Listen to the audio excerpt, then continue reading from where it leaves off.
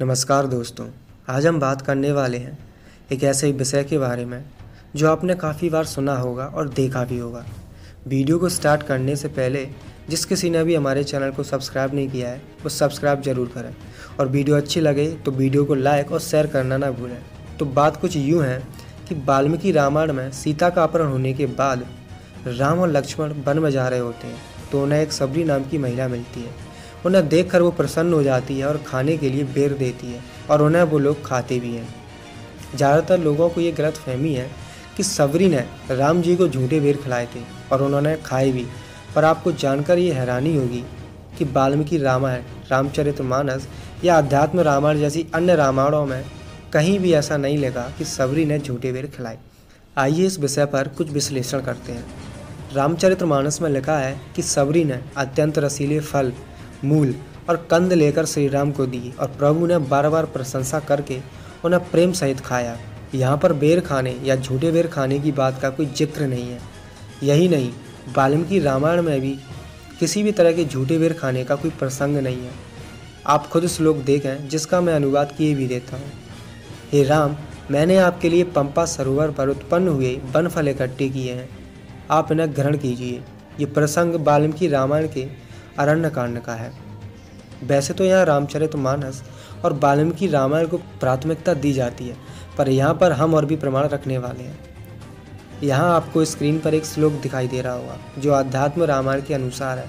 यहाँ लिखा गया है कि अमृत के समान दिव्य फल उसने श्री रामचंद्र जी के लिए इकट्ठे कर रखे थे, वे अत्यंत हर्ष से उन्हें लेकर दिए। यहाँ आनंद रामायण का कहना है कि सबरी ने वन के श्रेष्ठतम फूलों और फलों से प्रभु का सत्कार किया। इसके अलावा भी कंब रामायण, अद्भुत रामायण में भी कहीं भी झूठे बेरों का कोई वर्णन नहीं मिलता, बल्कि वाल्मीकि रामायण में ही मतंग वन की दिव्यता का वर्णन है कि इस वन में हिंसक पशु भी अपना स्वभाव छोड़ देते हैं। फूल कभी मुरझाते नहीं, फल सदा रसीले और स्वादिष्ट ही रहते हैं, कभी बासे नहीं होते। फिर सबरी के फल चखने का प्रश्न कहाँ से उत्पन्न हुआ? दरअसल बात यह है कि इस झूठे बेर की बात सबसे पहले 18वीं सदी में कवि प्रियदास के काव्य में आती है और गीता प्रेस से निकलने वाले कल्याण पत्रिका के 1992 में आए अंक में ये बात पहली बार प्रकाशित हुई और कथावाचकों की कृपा से ये धीरे धीरे लोकप्रिय होती चली गई और रामायण का अंग बन गई। बाद में रामानंद सागर जी ने अपनी टीवी सीरियल संपूर्ण रामायण में सबरी और राम की बात को और इम्प्रेसिव बनाने के लिए इसमें इफेक्टिव एडिशनल ऐड करके बड़े ही भावुक ढंग से प्रदर्शित किया, जिससे ये वाक्य आम जनमानस में प्रचारित होता चला गया, पर इसका वास्तविक घटना से कोई लेना देना नहीं है। पहली बात तो ये है कि हमारी भारतीय परंपरा में मेहमानों को झूठे बेर या झूठा खाना खिलाना ही निषिद्ध माना गया है, बल्कि अतिथि का आदर सत्कार होता है। और दूसरी बात ये है कि भारतवर्ष में बेर का फल माघ मास में कुछ कुछ पकने लगते हैं और होली के समय तक समाप्त हो जाते हैं, पर कहीं कहीं चैत्र मास तक भी लगते हैं। पर अब सोचने वाली बात यह है कि राम और सबरी भेंट का प्रसंग बैसाख माह के अंत के आसपास आता है, तो आप बुद्धिजीवी खुद ही बताएं कि राम ने सबरी के बेर कैसे खाए।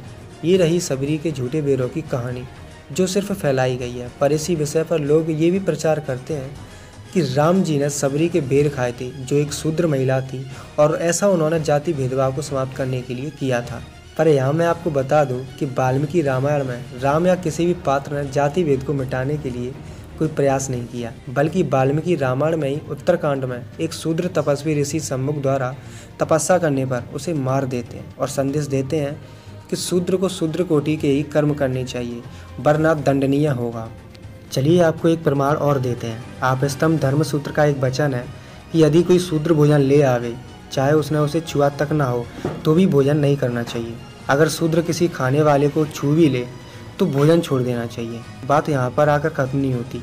दयानंद जी ने अपनी पुस्तक सत्यार्थ प्रकाश के 10 समोल्लास में कहा है कि ब्राह्मण, क्षत्रिय, वैश्य शूद्र के घर का भोजन आपातकाल में ही खाए, वरना ना खाए। छोटी जातियों के प्रति इस तरह के घिनौने वचन कहने वाले धर्मसूत्र ग्रंथ भला एक शूद्र महिला के हाथ से बेर खाने की बात कहाँ तक सही हो जाती है जिससे जाति भेद समाप्त हो सके। हो सकता है झूठे बेर खाने की कहानी का आशय जातिवाद कम करना हो, पर क्या झूठ बोल के जातिवाद कम किया जा सकता है? अगर ऐसा हो भी जाए तो क्या परिवर्तन समाज में स्थायी रह सकता है?